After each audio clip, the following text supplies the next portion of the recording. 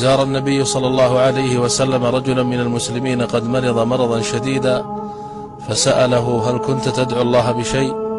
فقال: كنت أقول: اللهم ما كنت معاقبي به في الآخرة فعجله لي في الدنيا. قال: سبحان الله، لا تطيقه. هلا قلت: اللهم آتنا في الدنيا حسنة وفي الآخرة حسنة وقنا عذاب النار. وقيل أن يوسف عليه السلام لما طال عليه الوقت في السجن قال: رب جعلتني في السجن طويلا. فقال الله: أنت سألت السجن فأعطيناك، ولو سألت العافية لعافيناك. وقد ورد في القرآن على لسان يوسف عليه السلام قال: رب السجن أحب إلي مما يدعونني إليه. تذكر كم مرة قلت جملة مشابهة.